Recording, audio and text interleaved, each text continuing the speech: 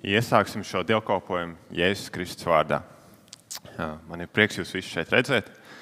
Un, ka varam atkal kopā nākt, nolikt kādas ikdienas lietas malā un fokusēt savu uzmanību uz to, kas ir svarīgs, to, kas ir pār par visam. Un šajā brīdī, kad es aicinu, ka tur, kur esam, vienkārši varam noliekt galvas lūkšanā. Debes Tēvs, tu redzi katru vienu mūsu sirdi ar kādām pārdomām, ar kādām izjūtām. Mēs nākam pie tevis šodien. Un es tev lūdzu, ka tu mūs sastopi tur, kur mēs katrs esam. Kāds kādos priekos, kādos lielos piedzīvojumos, Debes Tēvs, kāds kādās situācijās, kur ir kāda grūtības, Debes Tēvs. Dod, ka tu vari būt tajā, kopā ar mums šodien priecāties. Kopā ar mums ir vajadzīgs arī izsāpēt, Debes Tēvs, kad sāpi. Un to lūdzu, ka varam darīt tavā vārdā šeit šodien, tavā namā. Jēzus Kristus vārdā. Amen. Celsimies visi kājās un slavēsim Dievu.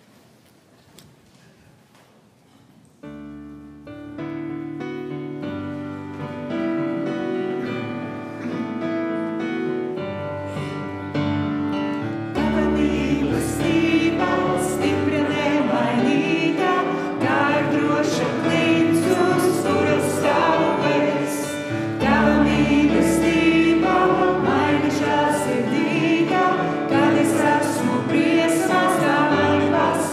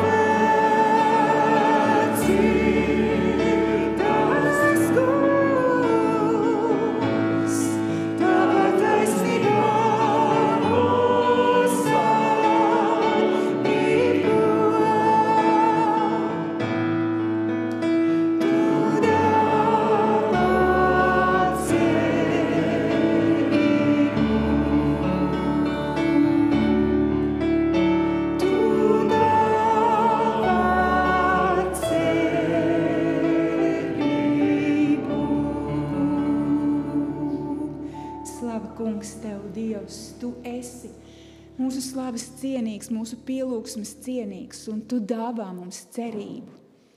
Nevis, kaut kad jau kaut kas notiks, bet ka mēs stipri ticam un paļaujamies uz to, kas neredzams, to, kas būs, to, kas ir apsolīts. Un apsolīts arī ir, ka tu esi pie mums ikdienas līdz pasaules galam. Apsolīts ir, ka tu mūs sargā, ka tu mums palīdzi, ka tu mūs bezgalīgi mīli, ka tu visu esi izdarījis, lai mēs būtu glābti. Tu gaidi mūsu ticību, tu mūs satiec tieši tur, kur mēs esam, un tu aicini mūs tuvāk un tuvāk un tuvāk. Paldies, kungs, ka tu runā uz mums, un ka arī šodien tu runā. Šajā dievkalpojumā tu jau esi runājis ar to, ka tu mūs esi aicinājis šeit, un tu runā caur dziesmām, caur lūkšanām, caur to, ko Kārlis mums teiks. Svētais gars, brīnišķīgais gars, piepildi, uzpildi mūs. Dod mums sadzirdēt, dod mums ieraudzīt to, ko tu vēlies mums šajā dienā atklāt, atgādināt, iemācīt, parādīt. Paldies Tev par to, ka Tu mūs nekad nepamet un ka Tu turpini strādāt pie mums, lai mēs pieaugtu Jēzus līdzībā. Slava Tev, kungs, Jēzus vārdā. Amen.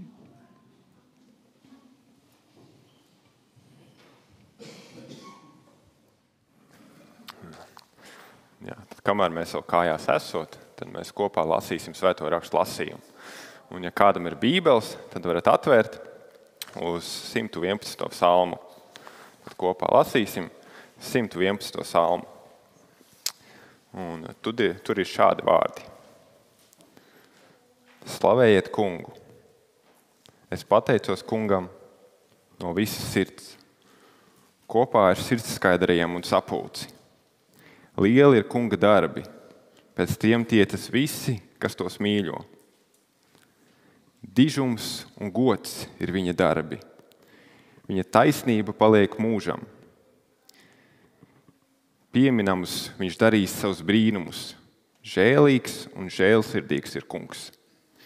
Iztiku viņš dod tiem, kas viņu bīstas. Viņš savu derību atceras vienmēr. Ko varens paveicis, viņš stāstīs saviem ļaudīm un devis tiem tautas par īpašumu. Viņa roku veikums ir patiesas un taisnīgs. Uzticami ir visi viņa rīkojumi. Uz mūžu mūžiem tie nolikt uz laikiem. Patiesi un taisnīgi tie piepildāmi.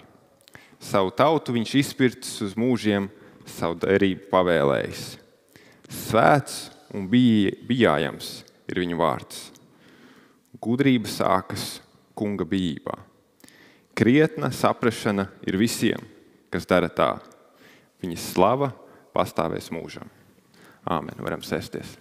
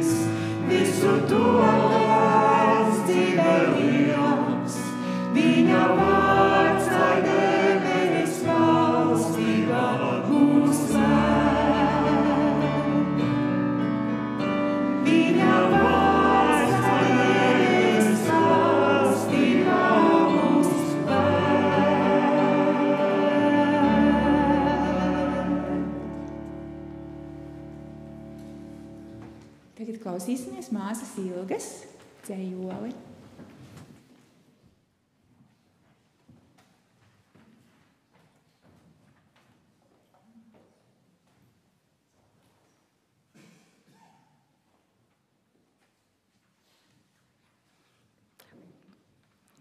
Vai augļi briest, vai tavā dārzā augļi briest, tai dārzā, ko tev devis Dievs, var bija arī spējīgs ciest, lai augtu visu un izdotos. Ja vari augļus klietī vākt, tad zemojies un pateicies, un centies tuvāk Dievam kļūt un dziļi viņam zemoties. Bet ja tev zaros lapas vien, tas Dievam skumjas, bet tev kauns, tad pasteidzies, laiks joņiem skrien, lai spēka vilnis tevi skartu jauns. Tavs uzdevums šai pasaulē ir augļus nesot Dievu teikt. To glabā prātā dvēselē, tad spēsi visus darbus veikt.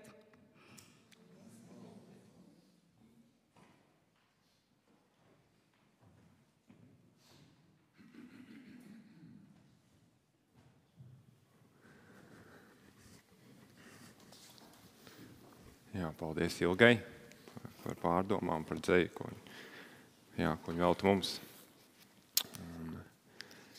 Iesākumā mēs lasījām Salms 111. Un varbūt, ja kādam arī paspējāt apskatīties vizuāli uz viņu virsū, tad varbūt tur nebija nekas tāds neparasts, kā jau parasts salms. Vai ne? Un tas, tāds formāts varbūt, līdzinās pārējiem salmiem. Bet, ja mēs paskatāmies tā dziļāk, tur ir kādas atšķirības. Un varbūt es vēlos sākt ar tādu ilustrāciju. Viena no tādām lietām, ko mēs mācām saviem bērniem, pirmā ir alfabēts.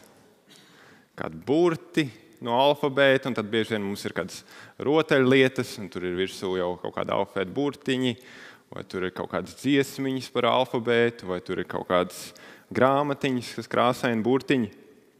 Un tas iemesls ir diezgan tāds pašsaprotams, diezgan tāds skaidrs, ka tā pavata, tāds izglītības tāds pamats ir alfabēts. Un tad bērnam ir svarīgi to iemācīties, lai viņš pārzina alfabētu, un lai viņš tālāk varētu spēt lasīt, un viņš tālāk varētu iegūt visu to plašo informāciju, kas ir pieejama, lasīt grāmatas un spēt izprast. Un tad šis 111. salms pild tādu līdzīgu funkciju. Tā mērķis ir tāds atvērt arī tādas, varbūt nav tikai tādu plašāku skatu uz zināšanām, bet uz tādu patiesu gudrību. Un mūsu tulkojumā, latviešu tulkojumā to nevar redzēt, bet ebreju tulkojumā tur sanās, ka katra rindiņa sākas ar nākamo ebreju alfabēta burtu. Un līdzīgi varbūt tā kā kaut kādās pirmsskolu grāmatiņās, tad katrs burts ir saistīts ar kādu priekšmetu, ar kādu vārdu. Un tā, piemēram, latviskojot vienkārši sakot, tur A, adata, tur B, bumba, C, cālis, un tā. Un tad alfabēta, šeit ebreju valodā tas bija pavisam savādāk, šis salms rakstīts. Un tur bija tādi fakti par to, kāds ir Izraēla Dievs. Ar katru šeit rindiņas tā doma bija iedot tādu pamata informāciju par to, kas ir Dievs. Viņa raksturs, kā viņš atbrīvoja savu tautu, kā viņš noslēdz derību ar Izraēla tautu. Un šis ir viss salikts tā kopā, lai atcerētos ļaudis par to, ko Dievs ir darījis, ko Dievs ir darījis viņiem. Un ja tā varētu teikt, tad šis ir tāds Izraēla tautas tāds ABC, tāds vingrinājums, tāds alfabēta vingrinājums. Taču ar to vien kaut kādā ziņā nepienāk, lai tu iegūtu kaut kādu pilnīgu tādu ticību. Tagad mēs noteikti neuzskatām par tādu pilnībā izglītot gudru cilvēku, ja viņš zina tikai alfabētu, zina tikai šos burtus nosaukt alfabētā, kas ir. Mēs teiktu, ka tas ir labs pamats, bet tur vēl ir daudz ko tālāk pielietot, to mācīties par to. Un tad līdzīgi arī tāda zināt, tāda pamats par Dievu, par glābšanu, par kādu vēsturi. Tas no vienas puses ir labi, tas ir kaut kā tāds pamats, bet tā nav tāda pilnība gudrība. Tas nav tāds pilnīgs kaut kāds tas, ko Dievs vēlas mums atklāt, ko Dievs ar savu vārdu vēlas mums parādīt un atklāt. Un tāpēc es aicinu, ka mēs varam padomāt, un tad arī, kas sēžot, varbūt dziedot, klausoties, kas ir tāda gudrība? Kas jums ir gudrība? Vai jūs meklējat gudrību? Kur jūs atrodat gudrību? Kas ir gudrība jums? Un es aicinu, ka pēc tam arī vēlāk mēs par to varam turpināt domāt. Un tur, kur esam, varam vienkārši pielūgt Dievu.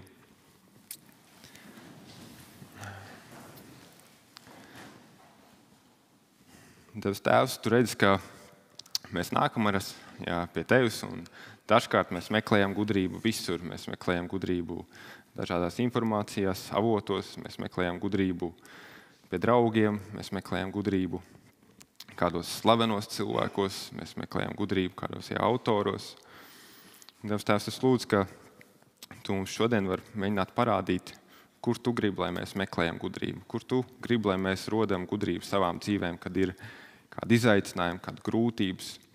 Un es ticu, Tevs, ka mums šodien draudzē šeit, gan ārpus cilvēkiem, mēs sastopamies ar kaut kādiem momentiem, kur mēs meklējam gudrību, Tevs.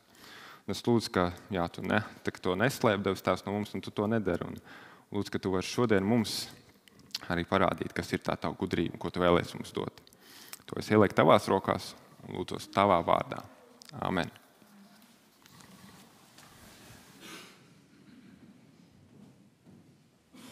Bērni, brīvlaiks ir beidzies. Vai bija labi brīvlaikā?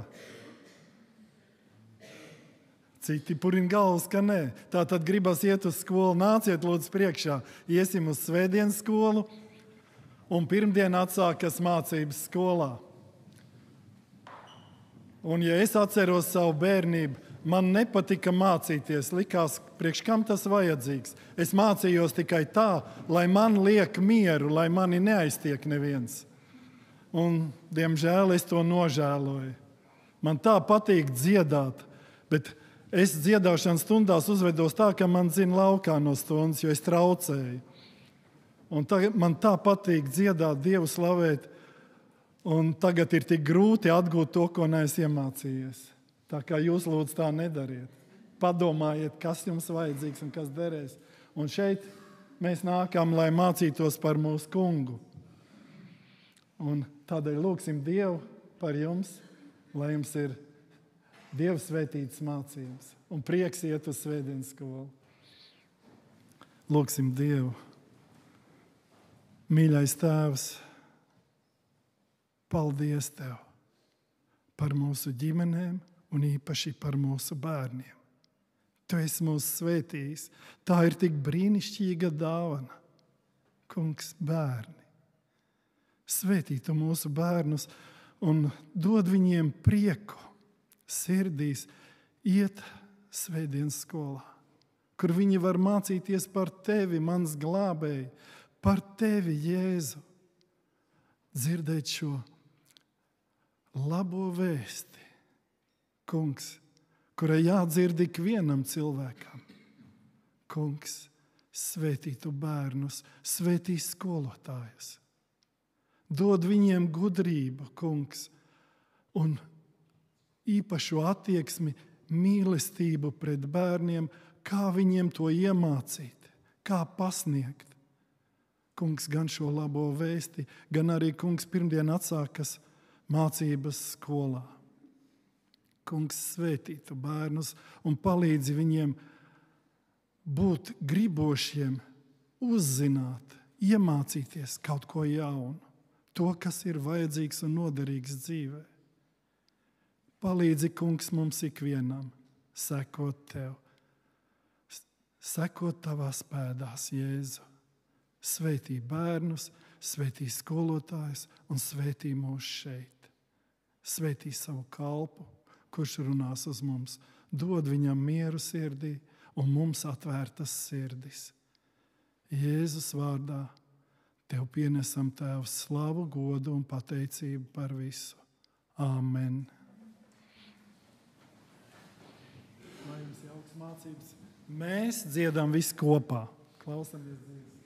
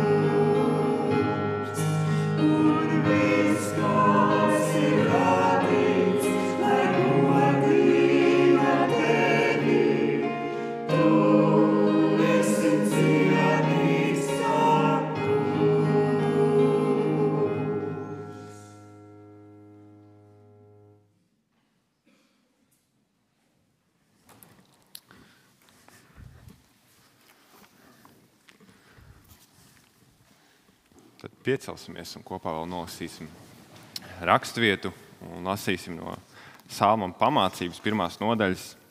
Bet es nelasīšu visu nodaļu, tur būs kādi panti no 1. līdz 7. un tad no 8. līdz 9. un tad 20. līdz 22. un tālāk 30. līdz 33.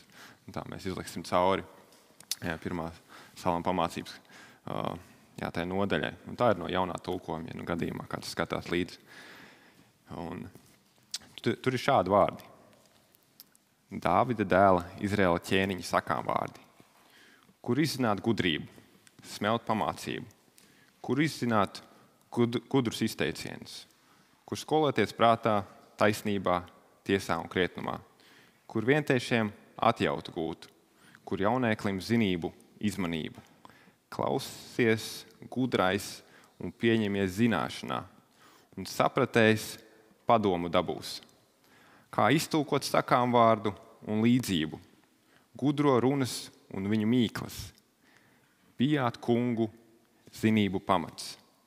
Gan gudrību, gan pamācību muļķi nīst. Ieklausies, dēls, sava tēva pamācībā. Neatmet no māte to, ko māte māca. Tas jauks vainags tavai galvai un rota tavam kaklam. Gudrība ielās kliedz, laukumos ceļ balsi, kņādas vidūs sauc, pie pilsētas vārtiem teic savas runas. Vientieši, cik ilgi mīlēsiet vientiesību, un jūs, mēdītāji, tīkosiet izsmiet, un muļķi nīdēsiet zināšanu. Jo vientiešu aušība tos nokauj, un muļķus bezrūpība pazudina. Bet kas mani klausa, tas dzīvos drošs un savā ritumā nebīsies ļauna. Āmen.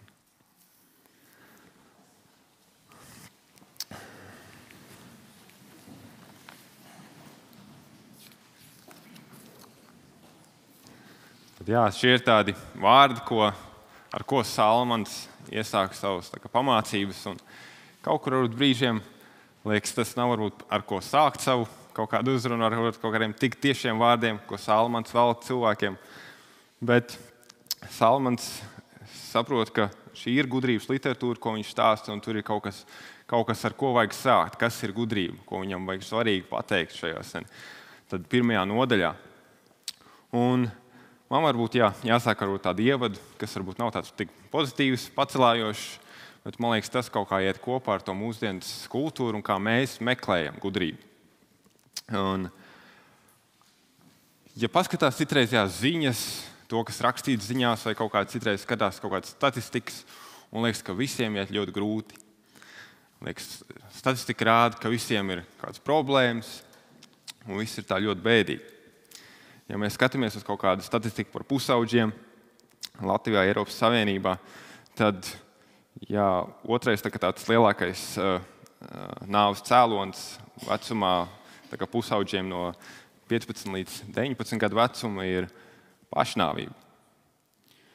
Un ir dažādas citas kaut kādas tādas emocionālas problēmas, ar ko cīnās mūsdienu pusauģi. Un jaunieši arī kaut kādi 14% Eiropā ziņo par tādiem depresijas simptomiem un tādu trauksmainību, depresiju. Un vecākiem arī nemaz neiet tā labāk, ja tā var teikt, skatoties pēc statistikas, tad 40% ģimeņi ar bērniem norāda par kaut kādām finansiālām grūtībām, ar ko viņi iet cauri. Un ir tīpaši, ja tur ir viens vecāks, tad šīs grūtības ir izteiktākas. Un par darba vidi. Cilvēki runā par izdegšanu. Liels procents, cik cilvēki ir tīpaši tas, ko mēs piedzīvājām iepriekšējos gados, kad arī skolotāji, kādi medicīnas profesijas pārstāvi, kur piedzīvo arī šīs kaut kādas tādas lielas nogurumus savos darbos un ar šo lielo stresu, kas nāk tam visam līdzi. Un tāpat, kā mēs priecājamies par laulību, bet patiesībā, cik arī tas nav tāds vienkāršs lieta. Mēs piedzīvojam tomēr to, ka arī laulībās, gan kristieši, gan ir dažādi iemesli, bet arī tur pastāv šķiršanās. Latvijā 42% laulību tiek šķirtas. Un daudz cilvēku piedzīvo kaut kādu tādu vientulību arī tajā visā. Un kaut kur tad liekas tas jautājums rodas, kam tad iet labi? Kuram tad iet labi mūsdienās? Ir tik daudz, nezinu, jūs paskaties varbūt uz tos citreiz savā ģimenē, tev ir pusaudzis, tev ir jaunietis, tu esi vecāks, tev ir vecvecāks, un tur man viss tā statistika sajiet kopā. Un tur liekas, kaut kur ir tas izaicinājums, un kaut kur ir tā, kur tad ir to, kā tikt ar to galā, kur tad ir tas labais, kuram tad iet labi mūsdienās.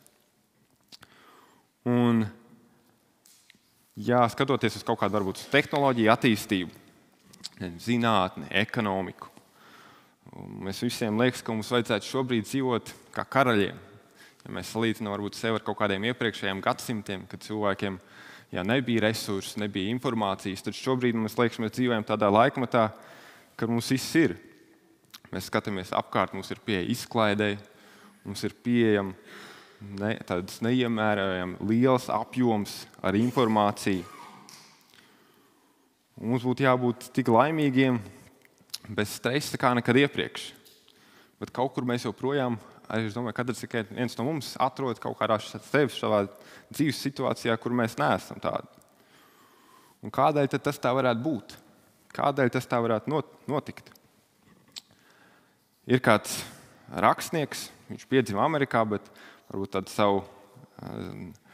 tādu māksliniecisko dzīves daļu vairāk pavadīja Eiropā. Un viņš jau 100 gadus atpakaļ gandrīz uzrakstīja tādu lugu. Viņš vairāk to tekstu rakstīja, daļu no teksta. Un tā luga angliski saucās The Rock. Es pieņemu, ka tas varētu būt klints, tas tulkojums kaut kā tā. Un šis autors, Tomas Eliots, viņš novēroja, ka cilvēki aizvien ir pārņemti pat tajā pirms 100 gadiem. Viņš novēroja, ka tad arī cilvēki bija pārņemti ar kaut kādu tehnoloģiju attīstību. Un kas arī būtu tehnoloģija attīstība pirms 100 gadiem? Tas bija kaut kas nesamērojams ar to, ko mēs šobrīd esam piedzīvojuši. Arī ar kaut kādu materiālismu, ar kaut kādām, viņš redzēja, ka kaut kāda sabiedrības tā uztver par kristietību, par tādām garīgām vērtībām, ka tas viss kaut kādā tā sabrūk. Un ka viņas laikos viņam likās, ka vajadzīga kaut kā tāda garīga atjaunošana. Kaut kas vajadzīgs, kaut kas, kas izmaina cilvēku sirdis. Un tad viņš šeit lūgas sākumā, viņam ir šādi vārdi, ko viņš ieliek iekšā.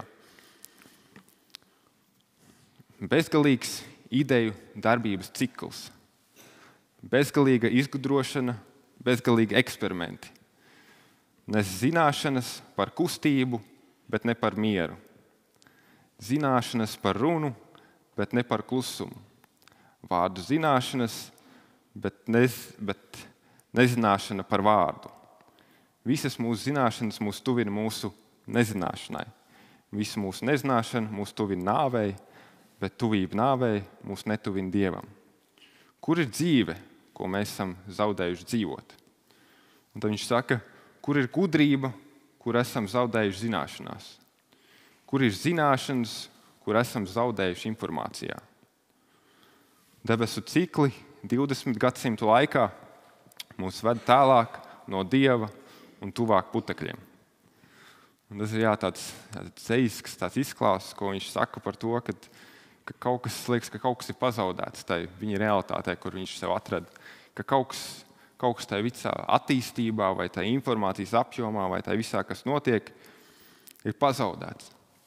Un kaut kur mums liekas, mēs jau tagad esam 21. gadsimta cilvēki, un kaut kur liekas, tas viss vēl vairāk.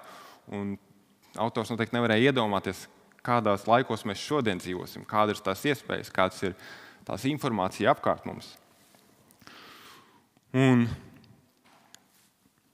Bet kaut kur tas, ka mums ir vairāk tās informācijas,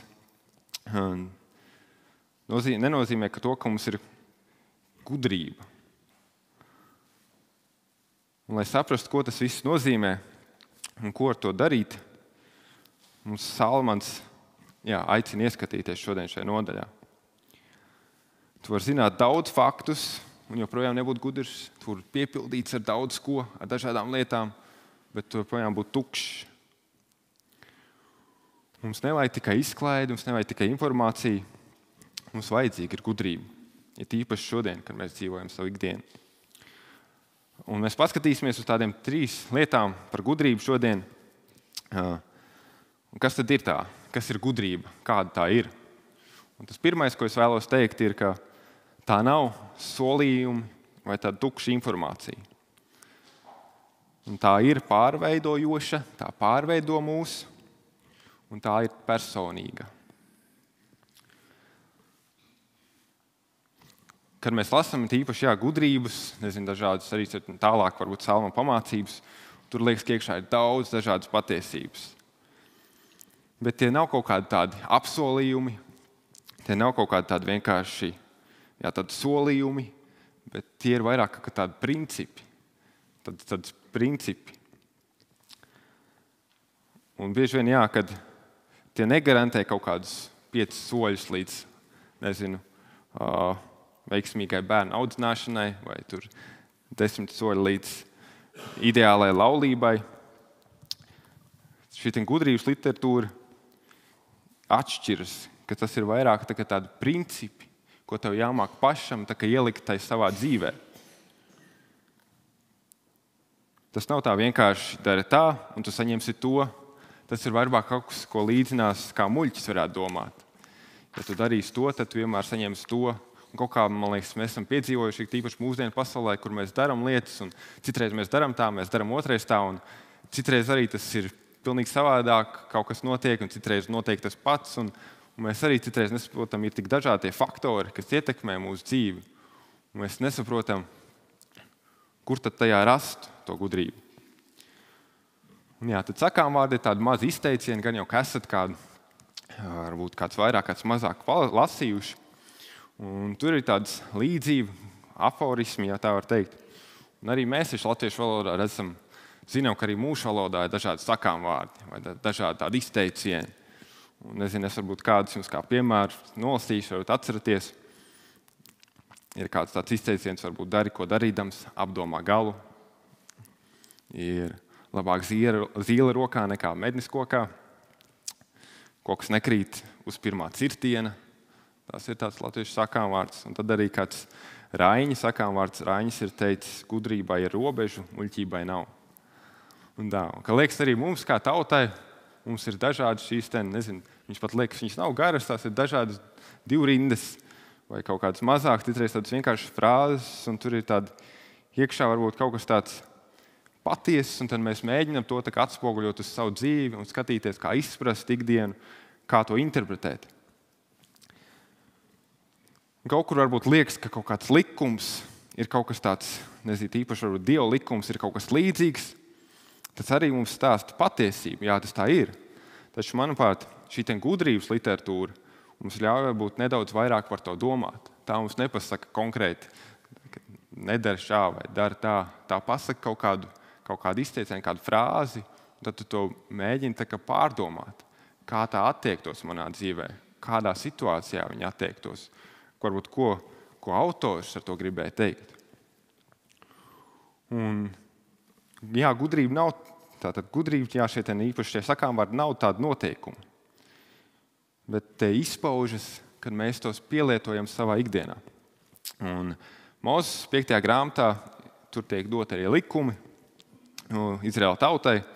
Un 5. Mūzes grāmatā 4. nodaļā no 5. līdz 6. pantam. Un tur ir šādi vārdi, kas tiek teikti.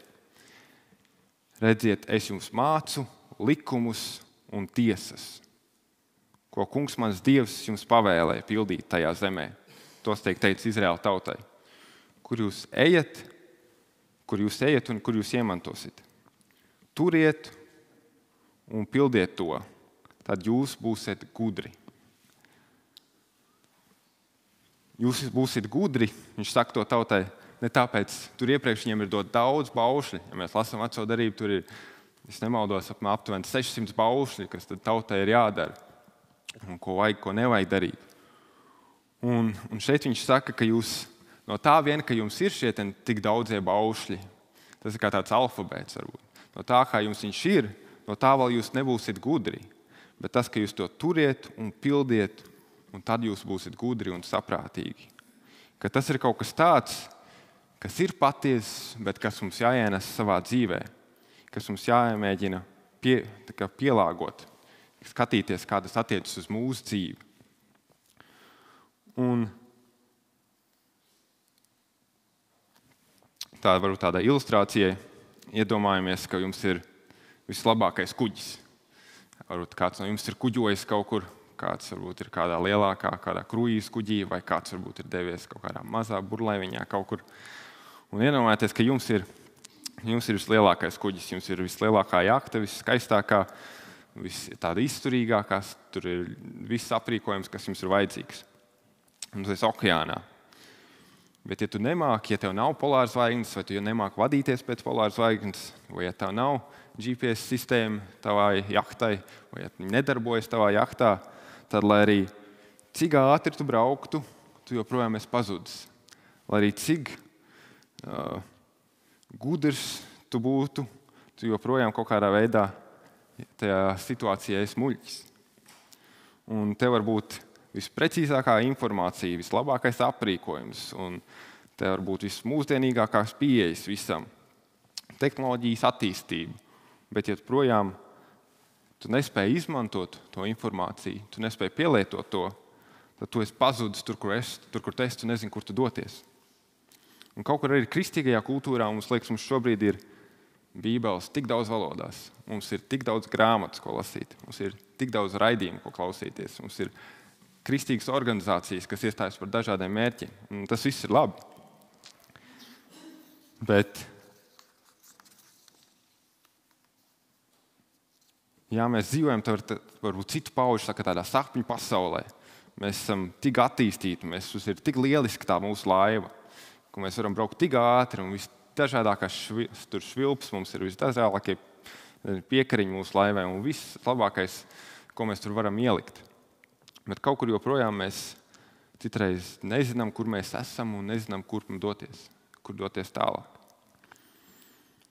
Un tāpēc mums ir vajadzīga šī gudrība, kas no kaut kādas informācijas mūs pārveido. Ja skatāmies tālāk, 1. nodaļā, un tur ir 8. pantā, kādos pantos minēts, kam tad šī gudrība ir domāta, kas ir šī auditorija, kam viņš to stāsta, kam viņš to saka. Un tur viņš min, ka viņš to saka, ieklausies dēls savu tēvu pamācībās. Viņš saka, dēls, ja grēcinieki tev vilina, neļaujies. Viņš saka, dēls, neej vien ceļ ar tiem. Tad viņš min arī, kur vientiešiem atjautu gūt un jaunēklim zinību un izmanību. Viņš runā, vientiesi, cik ilgi tu mīlēsi vientiesību. Pamācība ir veltīta tādiem jauniem cilvēkiem. Un es zinu, varbūt es esmu jaunāks par lielu daļu no jums. Varbūt es teiktu, Kārli, tad šis ir tev. Labi, ka tu to esi mācījies, labi, ka tu to esi izlasījis. Bet varbūt neapstāsimies tik ātri pie tā un mēģināsim to kopā iet un paskatīties vēl dziļāk. Un, man ir dēls, jaunietis, vientieši, šeit viss varbūt ir tādi vienkārši pieeja uz to, kā dzīvot. Tāds jauns, varbūt tāds naivs, tāds cilvēks, arī varbūt, kur var viegli pārliecināt, kur karš varbūt nav nobriedis kaut kādās savos, nezinu, kaut kādās vērtībās vai kaut kādos tajos, varbūt neizprot līdz galam kādas lietas savā dzīvē. Šis ir jaunais, šis ir vientieši, šis ir dēls. Un es varbūt to gribu saistīt ar kādu ilustrāciju. Man ir meitiņa, un šajā laikā ir īpaši, man liekas, viņa ir 8 mēnešus veca, un šis ir tas laiks, man liekas, kad vecākiem patīk īpaši, kad bērns kaut ko izdara, nezinu, tur bērns kaut ko sāk staigāt vai kaut ko tādu, un tu cik tas bērns ir malacīts, cik viņš ir gudrs, cik viņš tur ir ģēnijs, viņš būs dienās un kaut kā tā, un mums patīk, nezinu, tur priecāties par tādām vienkāršām lietām un pielikt tur tādu gudrību. Un kaut kur arī mums, meitiņa tagad nesen sāka teikt, viņa saka baba.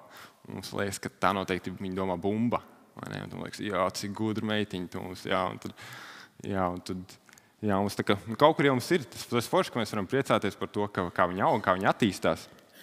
Bet, lai arī cik viņa būtu mūsu acīs gudra, viņa dažkārt tev atliek tikai kaut ko spožāk pavicināt, otrā istabas galā viņa dod pakaļ. Tā, ka tev uzreiz ir jāskatās, ko viņa dara, tev jāsako līdzi. Varbūt viņi ierauga kaķi pēkšņi, viņi grib skriet pie kaķi, un tev, mēram, lai mēs viņu saucam par gudru, viņai joprojām ir vajadzīga mūsu palīdzība. Tur nav kaut kāda tāds gudrības briedums, kaut kas tāds.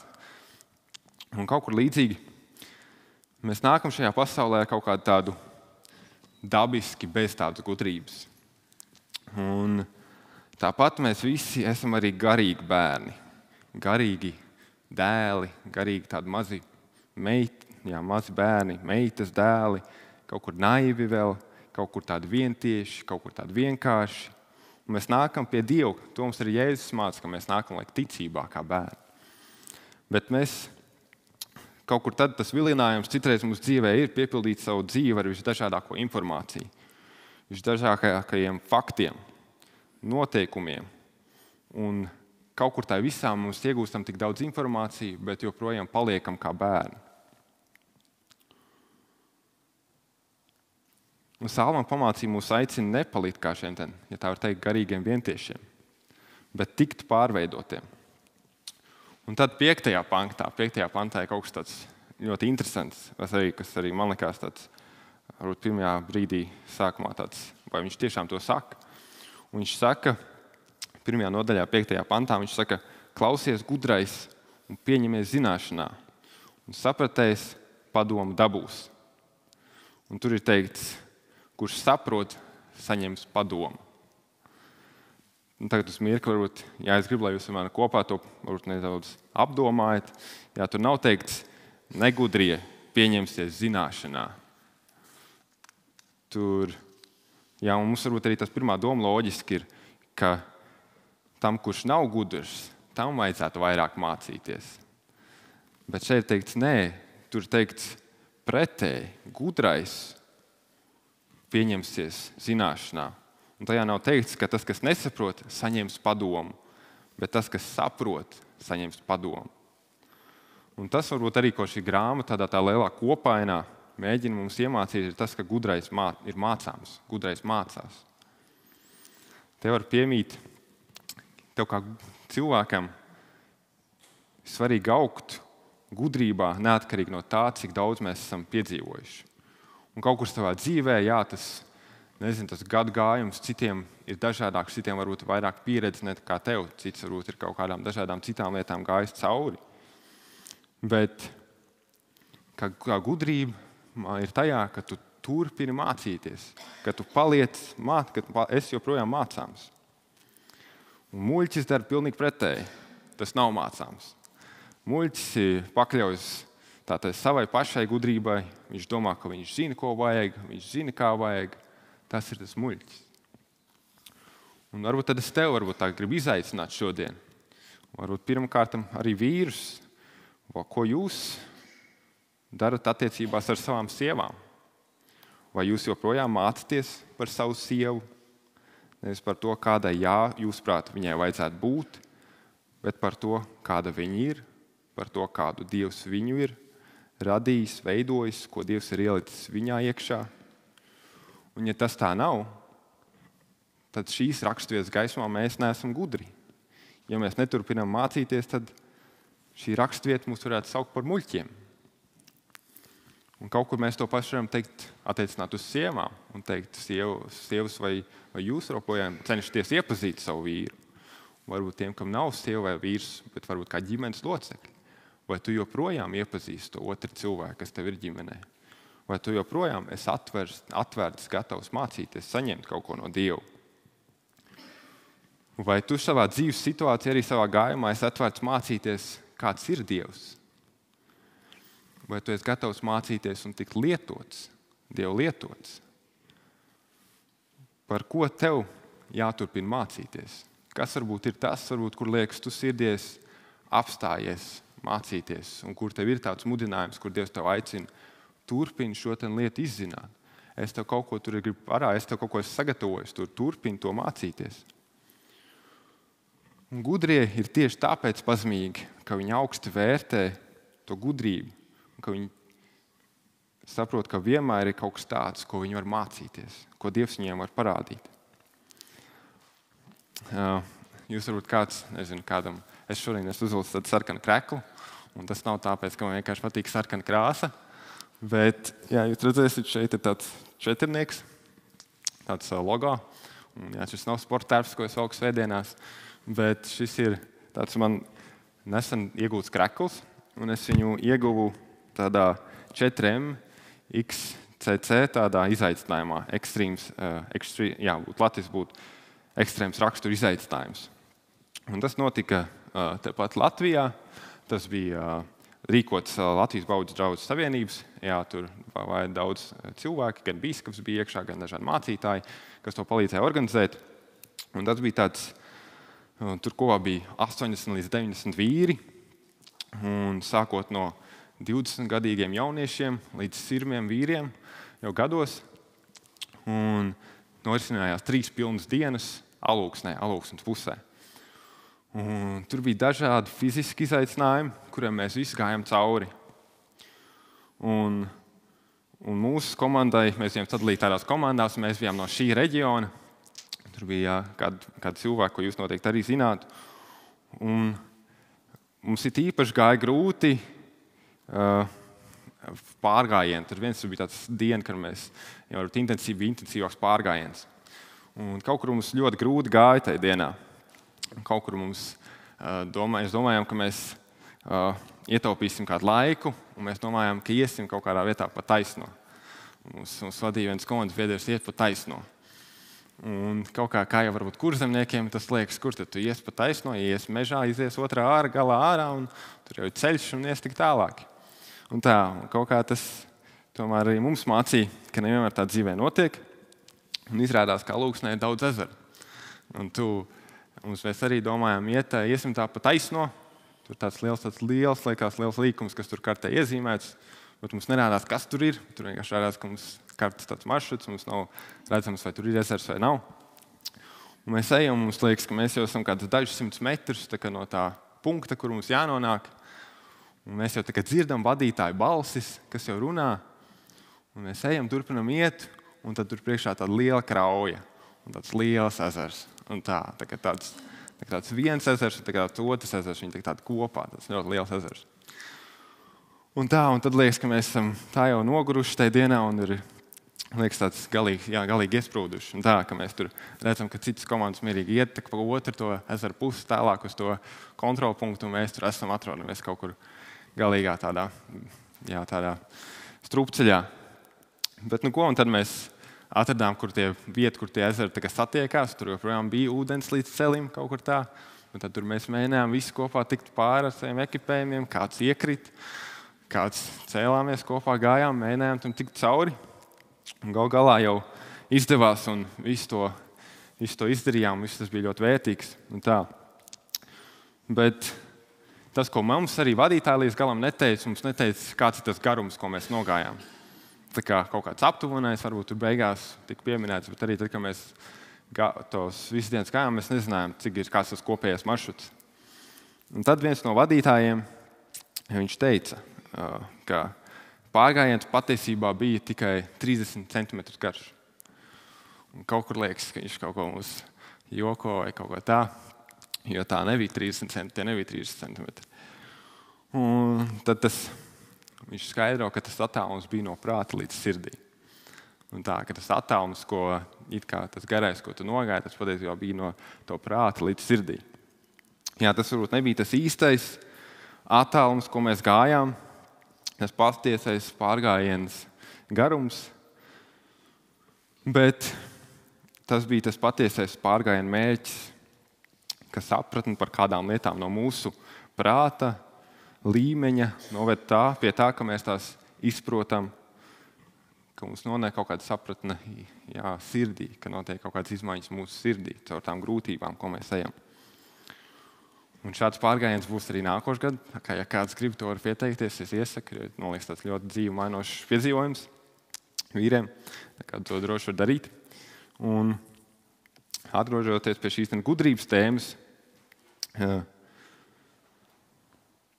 un arī man, kad caur šo pārgājienu Dievs kaut kā īpaši atgādināja par to, kas viņš varbūt ir un kā varbūt mans kaut kāds personīgā tāda nodošanās man būtu jāatjauno viņam un kaut kāda man loma ģimenē, kur es varu augt, kā es varu kādas lietas vadīt mūsu ģimenē, un kur man jāturpina veidoties, kur man jābūt pārveidotam un kur man jāturpina mācīties. Un tas gudrības mērķis salīdzinot arī varbūt nav pats par sevi vienkārši tapt gudrākam. Izlasīt vairāk grāmatas, iemācīties vairāk kaut kādas raksturvietas. Tas ir labi, tas viss ir ļoti labi. Bet pats par sevi tas nav tas gala mērķis. Iemācīties vairāk informāciju. Bet lai to kaut kas no tava prāta izmainītos un notika kaut kādas izmaiņas tavā sirdī. Un tas mūs noved pie mūsu pēdējā punkta. Un gudrība ir personīga. Salma pamācībās parāda, ka gudrība nāk pakaļ mums. Gudrība nāk mums, gudrība mūs meklē. Un tur 7. pantā ir teikts, ka bijāt kungu ir zinību pamats. Tas varbūt arī tāds dzirdēts, runāts par dievbijību, ko tas nozīmē. Un tālāk arī citās raksturvietās, 9. nodaļā, viņš saka, gudrības sākums ir bijāt kungu. Un kaut kur gudrība liek mūsu sirdīm veidoties šī gudrība, par ko Salmans runā, ap personu. Patiesībā vēl vairāk tā mums saka, ka šī persona meklē mūs. Šī persona gudrības tādā formā, ka viņa nāk, meklē mūs. Un tālāk no 20. panta, ko mēs jau iepriekš lasījām, tur teikts, ka viņa ir personificēta, un tur teikts, gudrība sauc, gudrība ceļ balsi, tā nāk mums pakaļ, tā kliedz. Un kaut kur mēs nedaudz atkāpjamies, tad sakām vārdi nav nekas tāds gudrības literatūra, nav nekas tāds, ja tā var teikt, ļoti īpašs. Jo mēs jau tikko lasījām, ir kādi sakām vārdi latviešiem, arī, kas ir kaut kādas ietver savas gudrības. Un tāpat arī tajā laikā bija gudrības literatūra eģiptiešiem, bija gudrības literatūra asīriešiem, bija gudrības literatūra kaut kādām austrumu tautām. Un tad kāds rakstnieks, kāds pētnieks saka, ka patiesībā, ka viņi bija tādi tirgojās ar savām gudrībām savā starpā, ja tā var teikt, ka bija tāda gudrība tirdzniecība. Un tad viņi aizņēmās gudrību viens no otra, un patiesībā Bībeles pētnieks saka, ka arī mūsu Salma pamācības grāmatā kāda panta nāk no Ēģiptes, ka tur ir kādas pamācības, kas ir aizgūtas no Ēģiptes. Un kaut kur mēs to varam iztēloties, jo taču mēs visi dzīvojam vienā pasaulē, visi vienā telpā, kur Dievs ir radījis un kur Dievs darbojās. Un tas jau kaut kur būtu diezgan loģiski. Bet Salma pamācības parādās kaut kas atšķirīgs. Salma pamācībās parādās kaut kāda viens, varbūt tāds arī ar ko viņš sāk, kaut kāda viena lieta, kas ir atšķirīga no visām citām. Un tā runā par šo personu, par kādu kungu. Un tas ir Dievs radītājs, kas izvēlējās tautu, ko viņš atbrīvoja un kurai viņš nāk pakaļ, ko viņš meklē, ko viņš sauc viņu. Kaut kad mēs dabiski lasām Salma pamācības, un tas arī, man liekas, ir tā kaut kādās brīžos, tas ir tas, kā mums vajag pieiet, bet tas nav sākums.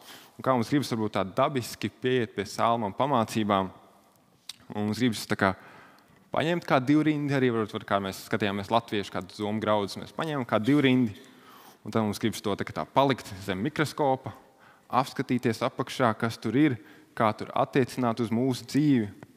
Piemēram, mēs varam paņemt kādu vienu pantu, mēs varam teikt, neliedzies dot tam, kam vajag, ja vien tava roka to jaudā. Man liekas, tas ir ļoti labs sakāmvārds. Un tad mēs kaut kur, varbūt kā mēs to mēģinām darīt, mēs varam tā kā apdomāt. Mēs sakamies, ok, jā, man viens tur kādreiz jautāja kaut ko, es teicu nē, bet patiesībā man bija ko dot.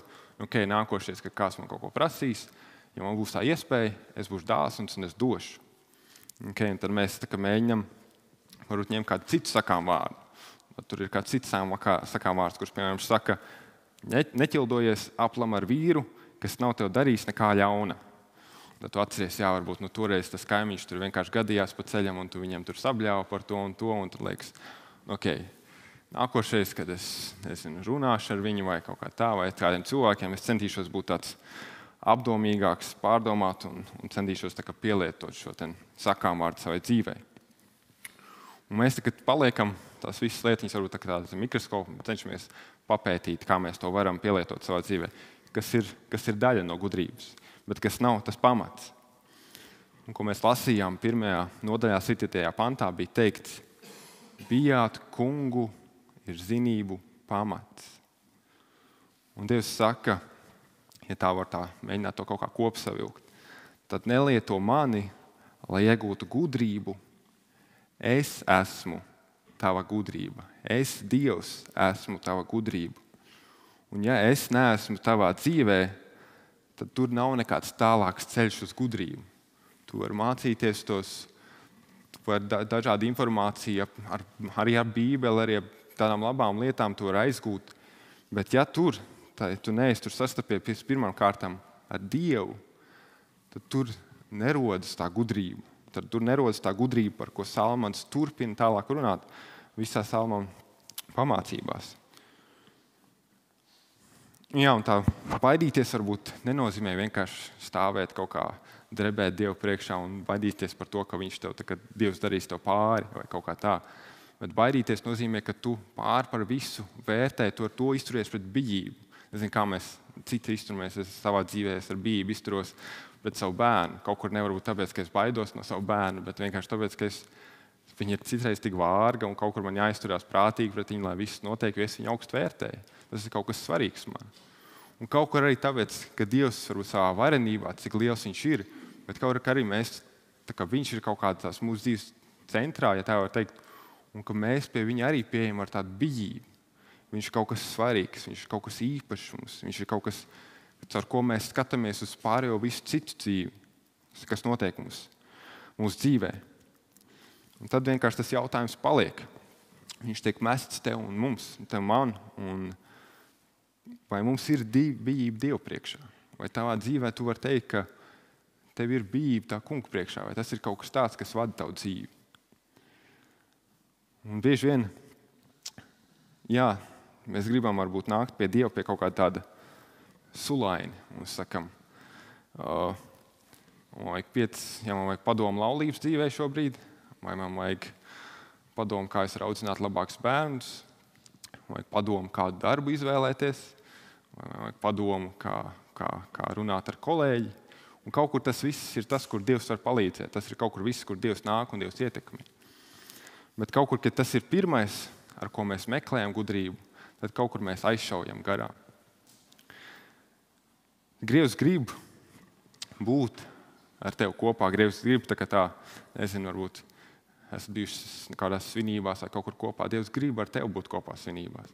Dievs grib sēdēt ar tevi pie viena galda, tur iedegt gaismu, tur varbūt kāds, nezinu, ir mājīgs, ir laba atmosfēra, un Dievs grib būt tur ar tevi kopā. Dievs grib, lai tu ar viņu dali savu dzīvi, un viņš grib dalīties savā gudrībā ar tevi. Bet tas nav kaut kas tāds vienkārši padoms no Dieva. Dievs grib, lai tu savu dzīvi veido kopā ar viņu, lai tu to dzīvo kopā ar viņu, lai tu ej caur dzīvē ar viņu kopā. Un,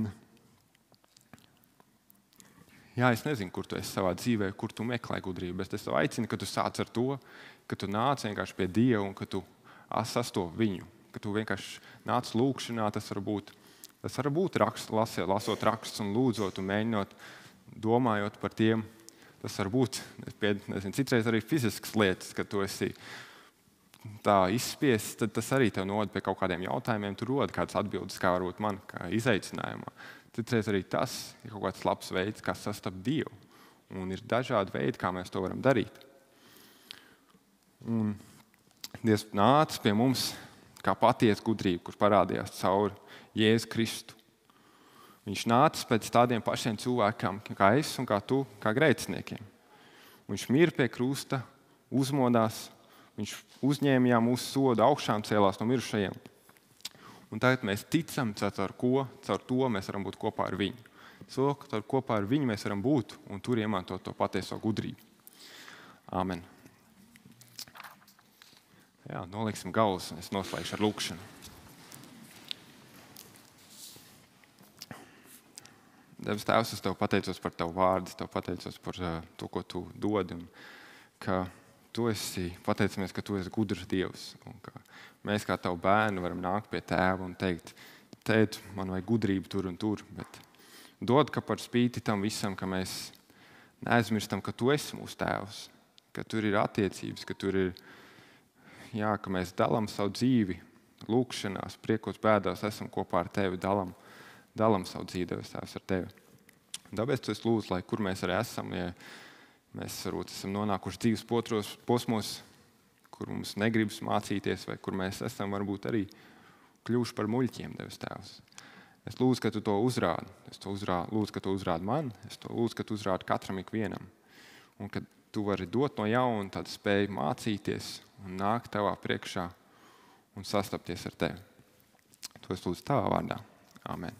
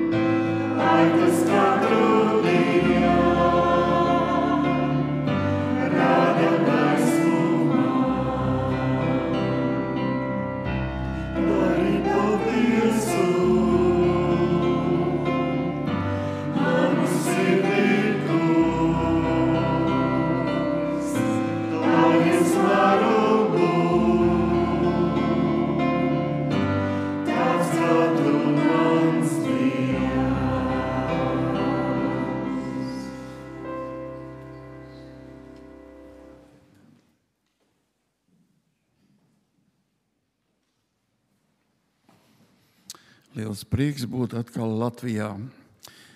Sveiciens no Turcijas. Man bija tas prieks un laime būt Turcijā gandrīz 2 nedēļas un pagarināt vasaru. Jo tur bija tikai saule un jūra un viss, kas mākoņi nebija. Tā kā lietas arī nebija, viss kārtībā. Mērķis bija apskatīt visas tās draudžu vietas, kas ir minētas atklāsmes grāmatā. Jo bija tā, ka Kaspars Ezeriņš organizēja braucienus uz Izrēlu. Un tad, kad tur sākās karš, Izrēla vairs nebija pieejama, un tad ļoti ātrā tempā izdevās sakārtot to braucienu uz Turciju. Tas gan bija pāris gadus atpakaļ. Bet tagad, arī šogad bija brauciens uz Turciju jau pavasarī, un šoreiz arī man izdevās tur aizbraukt. Lieta tāda, ka Turcija skaitās it kā eiropeiska islama valsts, un to nevar salīdzināt ar Afganistānu vai Pakistānu, kur ir radikāla valdība. Un tagad arī šeit mēs dzirdējām, ka diezgan jāuzmanās ir. Mēs nevarējām tā brīvi tur fotografēt un, piemēram, dievkalpojumu, un tad varētu būt cilvēkiem problēmas pēc tam. Bet bijām divās gabalās draudzēs, kas tagad kalpo, darbojās. Viena bija Efesā, tāda pazīstams termins, ja? Vieta Efesa. Un tur savā laikā bijuši ļoti, ļoti, ļoti daudz cilvēku, 200,000, mūsu apstākļos varbūt tas nebūtu pārāk daudz, bet tajos laikos tas bija tirdzniecības centrs no Eiropas uz Āziju, un Artemīdas templis, tas jau nebūs kaut kas šausmīgi labs, bet izrādās, ka tur viens staps tikai palicis, viena kolona no tā tempļa. Drupas ir, un amfiteātrs ir, un kolonas ir, dažas ir palikušas tā līdz augšai, dažas ir tur nogāstas, un tur zemstrīces arī diezgan bieži. Un tā bija pirmā vieta, un pēc tam bija viss pēc kārtas, kas ir pieminēts atklāsmes grāmatā, tās draudzes. Tās mēs arī apmeklējām, un tajās vietās aizlūdzām par Turciju, par tiem cilvēkiem, kas tur dzīvo, kas tur joprojām darbojās.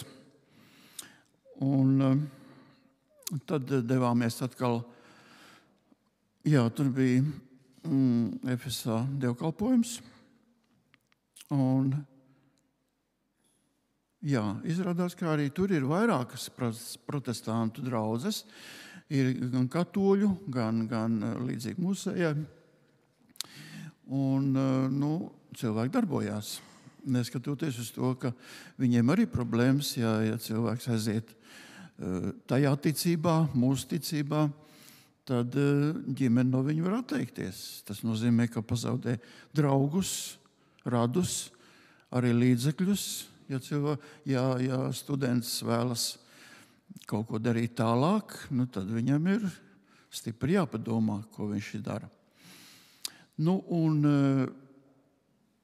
pēdējās dienas mēs pavadījām Antālijā.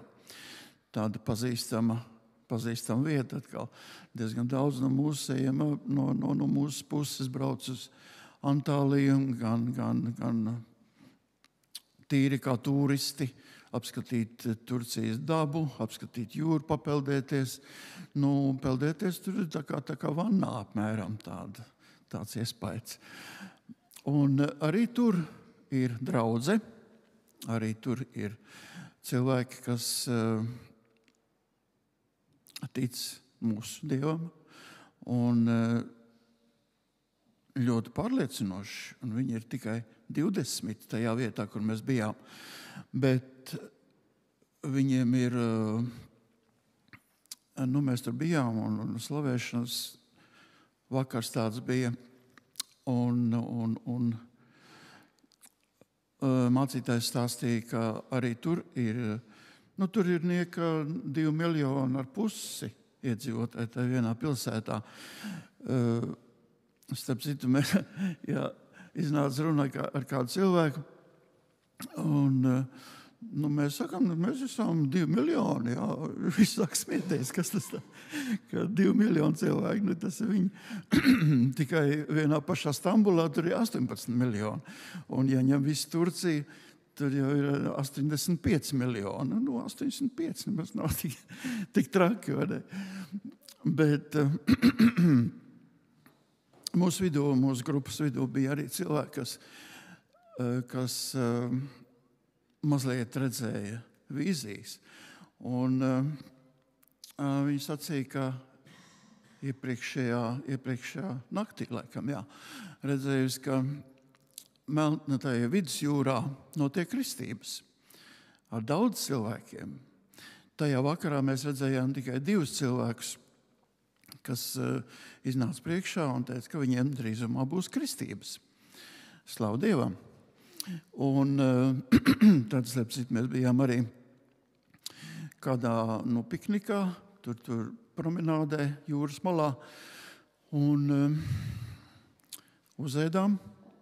Un pēc tam bija slavas dziesmas un troksnis, nevar teikt troksnis, tas ir slavas dziesmas. Un arī viens puisis, ne jau viens vien, tur skatījās, klausījās, staigāja garām un apkārt.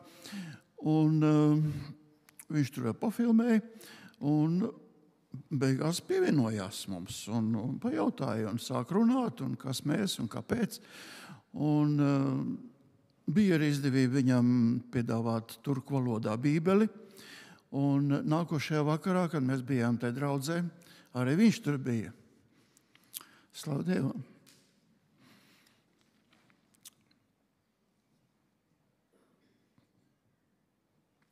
Var jau būt, kā arī tikai tā viena puiša dēļ bija vērts aizbraukt uz Turciju un redzēt visu, kas tur notiekās, redzēt arī mūsu brāļus, māsas. Un aicinājums ir arī aizlūgt par šiem cilvēkiem.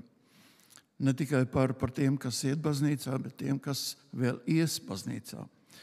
Un viņiem arī tajā Antālijā ar 2,5 miljoniem esot 7 draudzes, es nezinu, kāds sastāvs, 7 draudzes, kas darbojas savās telpās, bet ir arī 27 mājas draudzes, mājas grupas, kas vēl veidojās un kas vēl būs pa draudzēm. Tā kā aizlūksim arī pa viņiem. Un arī par mums. Mēs gan skaitāmies pāri pa 100, bet arī mums ir vajadzīga apmošanās, vajadzīgi arī uzmundrinājumi, vajadzīgi arī jauni cilvēki. Paldies!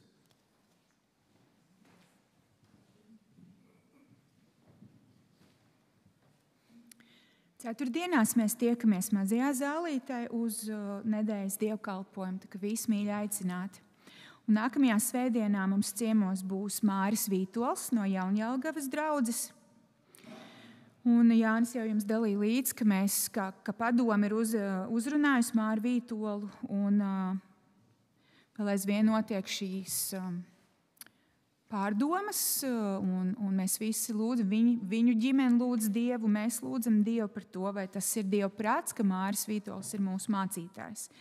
Un kā jau Jānis arī teica, tās ir milzīgas izmaiņas viņa ģimenes dzīvē, un protams, ka cilvēcīgi domājot, ir ļoti sarežģīti šādu lēmumu pieņemt, bet Dievam nekas nav neiespējams, vai ne? Mēs to zinām, Dieva vārds to apgalvo, un ja mēs paliksim uzticīgi tajā, ko mēs varam darīt, lūksim un visu atdosim Dievam, tad Dievs darbosies.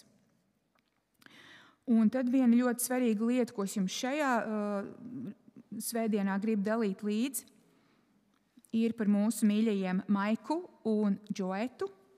Tagad ir ļoti skaidrs, kā viņi dodas uz Latviju. 5. novembrī viņi izbrauc no Amerikas un tad ierodas šeit 6. novembrī. Viņi ir iztērējuši ļoti lielu naudiņu, jo veselības dēļ viņiem ir jālido biznesa klasē. Un, protams, ka šajā brīdī nav tādu variantu, ka varētu nebraukt, ka varētu atkal atcelties. Viņu sirdī ir ārkārtīgas ilgas ierasties un apciemot mūs, redzēt un, kā saka, kārtīgi atvadīties. Protams, ka mēs arī ļoti ceram, ka Dievs uz priekšu dos iespēju vismaz vasarās atbraukt uz nometnēm, bet tiešām gadiņi ir un veselības izaicinājums Dievs ir ļoti smagus pieļāvis.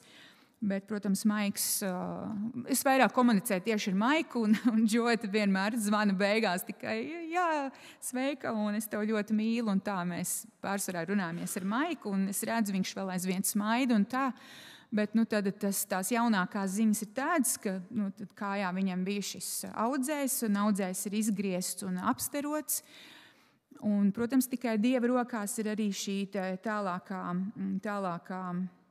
tālākais process, bet ir arī plaušās neliels ēnojums vai tas audzēja kaut kāda daļa ir. Un tas pēdējais es nezinu, vai tur arī kaut ko darīja. Bija doma, ka vajadzētu arī tur vēl iejaukties pirms došanās, bet es nezinu, vai tas ir noticis vai nē. Neesmu tā pēdējās dienās ar viņu par to runājusi. Katrā ziņā viņiem ir ļoti vajadzīgs mūsu lūkšanas, un, protams, tas ir tas veids, kā mēs varam arī visu šo laiku būt kopā garā ar viņiem, caur Dievu lūkšanu, un, protams, Dievam viss ir iespējams. Ja? Viņš var paņemt pilnīgi nost visus veselības izaicinājumus un ļaut viņiem atbraukt un ļoti labi justies, vai arī dot iespēju viņiem turēties uz lūkšanu rokām, mūsu lūkšanu rokām par viņiem, jo viņi ļoti, ļoti grib. Bet es saku, tas ir Dieva rokās. Ja? Mēs katrs kaut ko gribam, bet vai tas ir Dieva prāts, to tad Dievs arī rādīs. Katrā ziņā iestāsimies un parādīsim arī Dievam, ka mums ir svarīgs šis jautājums, ka mēs viņus atbalstam šādā veidā. Jā, un viņš ļoti arī grib mūs uzrunāt, un tā doma ir, ka tajā svētdienā, tas ir, man šķiet, 10. novembris, ka viņš būs šeit dievkalpojumā runās, un tad es domāju, ka mēs tad arī varētu mēģināt vēl kā draudzi kādu brītiņu palikt kopā ar viņiem un apsveicināties. Un lai Dievs dod spēku. Tā gribēšana ir liela ar visiem satikties un aprunāties, vai ne, bet lai Dieva žēlstība un spēks.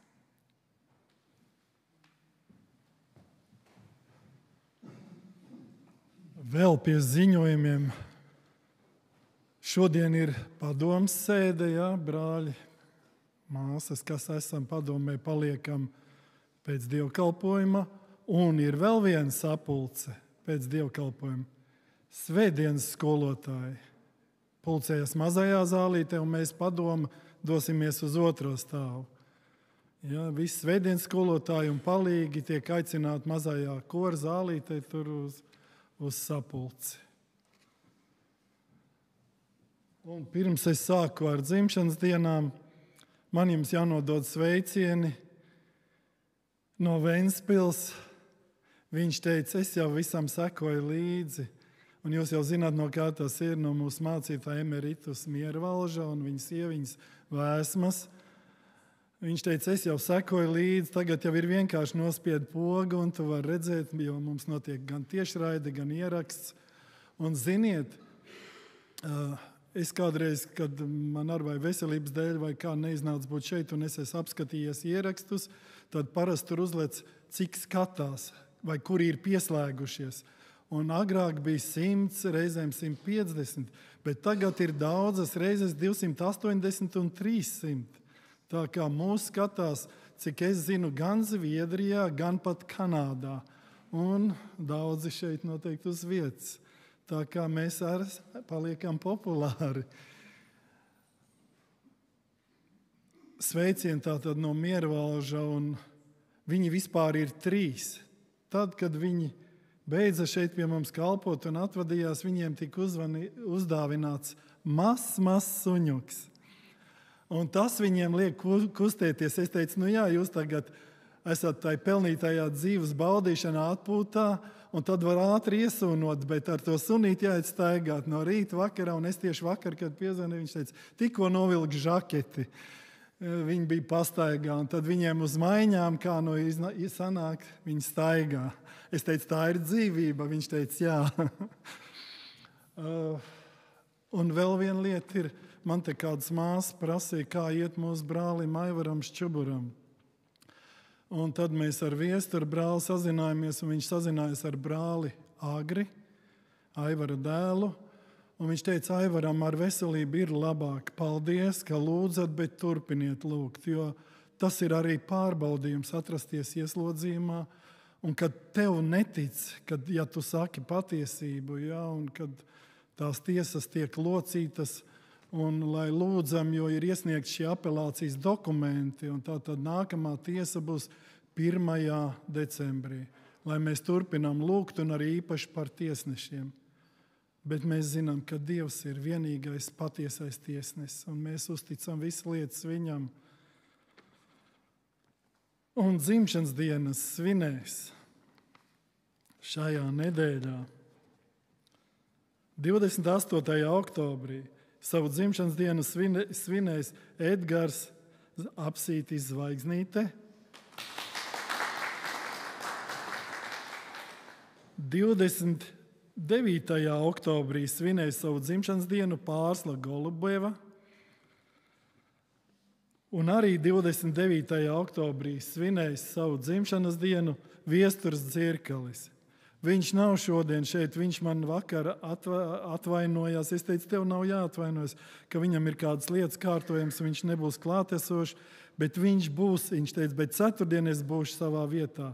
Viņš ir uzņēmies ceturtdienās pievienoties mums un vadīt ceturtdienas lūgšanu dievkalpojumu vakars. Un tad mums ir, es aicināšu šeit priekšā brāli Vilni un Dzintru Spuļģišus. Nāciet lūdzu priekšā. Viņiem ir liela jubileja, un tā ir laulība jubileja. Un kamēr viņi nāk, es gribu teikt, kāds piemērs mums visiem, un gan tiem, kas esam jau ar gadu stāžu, bet arī jaunajai paaudzei, jo viņi atzīmēja 29. septembrī 45. laulības gada dienu.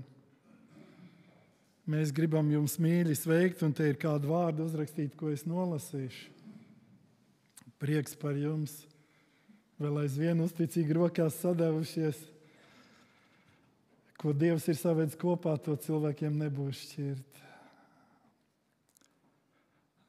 Zālamana mācītāja 4. nodaļa no 9. līdz 12. pantam.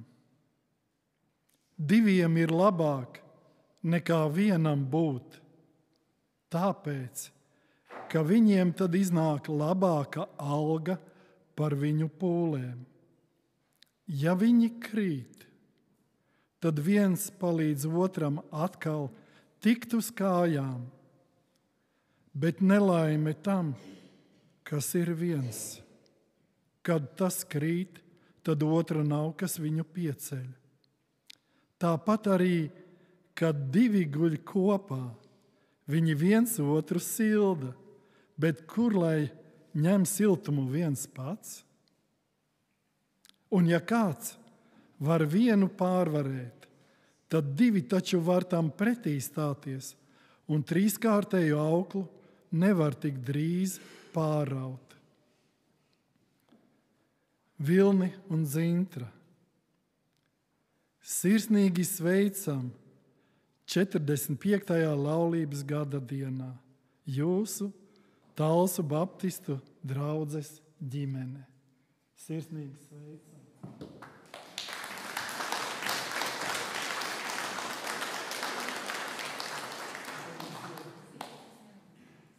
Ziedi, kas nenovīst.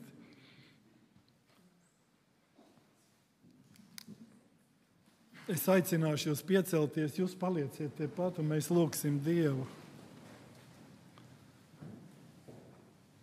Mīļais kungs, mēs šeit tavā priekšā stāvam un godinām mūsu brāli un māsu viņu laulības gada dienā, jubilejā.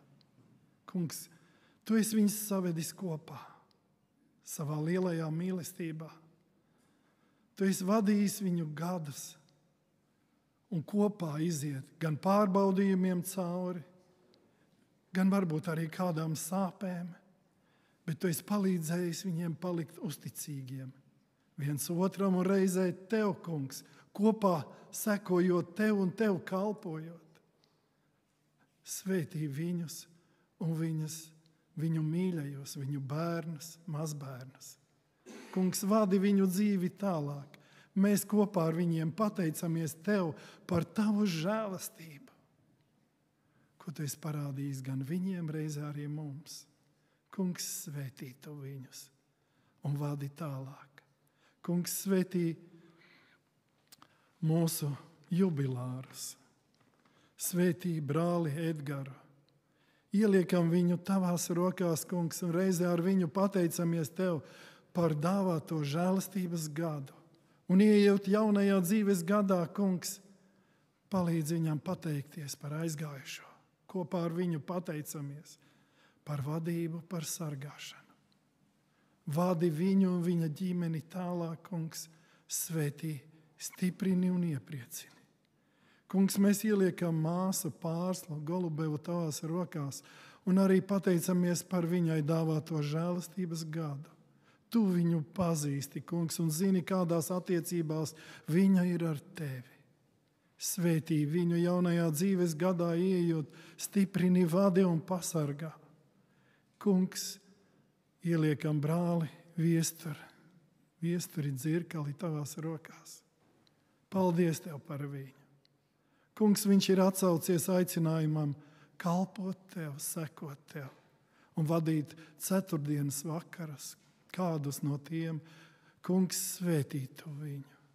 Lieto to viņu un svētī viņa ģimeni, viņa namu. Kopā ar viņu pateicamies tev par aizejošo dzīves gadu, kungs, ka tu esi vadījis, sargājis, stiprinājis, svētījis, vadījis cauri arī pārbaudījumiem, kungs, un svētī viņu ieejot jaunajā dzīves gadā. Svētī viņu, viņa ģimeni, viņa mīļajos, kungs, un lieto to viņu.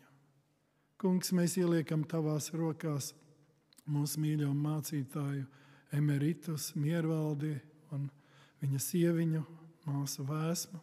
Kungs, paldies par viņiem, svētī tu viņus. Kungs, mēs pateicamies tev par brāli Maiku un Džoetu. Tikko dzirdējām par viņu vēlēšanos būt šeit, un viss jau tam ir sagatavots. Kungs, uzlūko tu viņus, apskauj tu viņus un dziedini tu viņus un vadi. Arī mēs ilgojamies viņus redzēt un par to priecājamies, kungs, bet tavs prāts, lai notiek visās lietās. Ieliekam viņus tavās rokās. Kungs, mēs ieliekam tavās rokās brāli Aivaru Šķubaru, tavu kalpu. Kungs, paldies, ka tu esi klausījis mūsu lūgšanas un palīdzējis viņai veselību uzlabot. Kungs, bet palīdzi viņam izturēt šo spriedzi, šo pārbaudījumu. Dod spēku, kungs, un mēs ieliekam arī šos tiesnešus tavās rokās. Tu esi tiesnesis pār visiem tiesnešiem, pār visiem valdniekiem. Kungs, esi lūdzu žēlīgs. Mēs vēlamies atbrīvot mūsu brāli, mēs iestājamies par viņu, palīdzi tu viņam. Un tavs prāts, lai notiek, kungs. Jēzus vārdā to lūdzam, esi žēlīgs.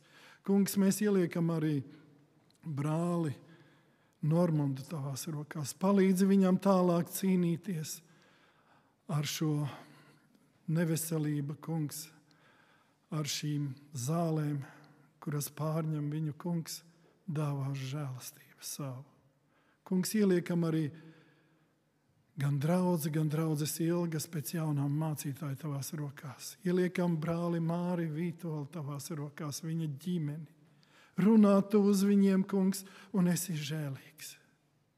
Mēs ilgojamies, bet tu zini visu, un savā tēva mīlestībā tu arī vēlies mūs iepriecināt. Kungs, palīdzi, un tavs prāts, lai notiek. Kungs, svētī draudzi. Svētī lielus un mazus, jaunus un vecus. Svētī nākošo svētdienu, kungs, dievkalpojumu. un runā tu caur savu kalpu uz mums. Vadi mūs nākošajā nedēļā, kungs, darba dienās, gaitās. Svētīts, lai ir tavs vārds, augsti godāts esi tu, mans Dievs un mans glābēji. Tevi mēs pielūdzam, tevi piesaucam un lūdzamies tavu žēlastību mums visiem. Kungs, jā, šeit izskanēja arī vajadzība lūgt par brāļiem un māsām Turcijā. Svētī tu Turcijas draudzes, mūsu brāļus māsas. Svētī tos, kas vēl dzirdēs šo labo vēsti un pievienosies draudzēm. Kungs, svētī savus bērnus arī Izrēlā. Svētī savu tautu. Svētī Ukrainas tautu. Un svētī Latviju un mūsu tautu. Kungs, vēlreiz tev no sirds pateicamies tava mīļā dēla Jēzus Kristus vārdā. Āmen. Sēžamies un dziedam visi kopā.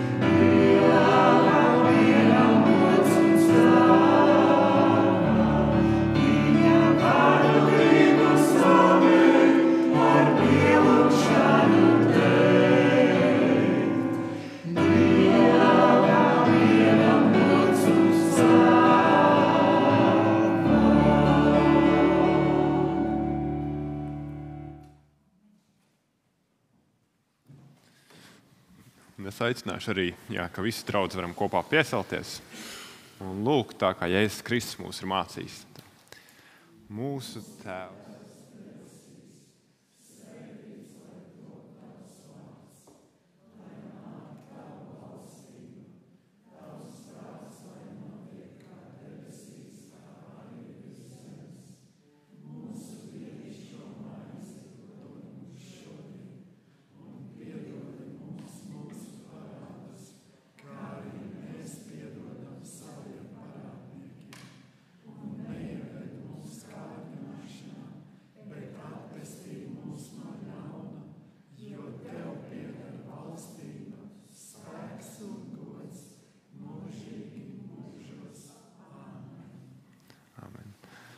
Sveicinām viens otru.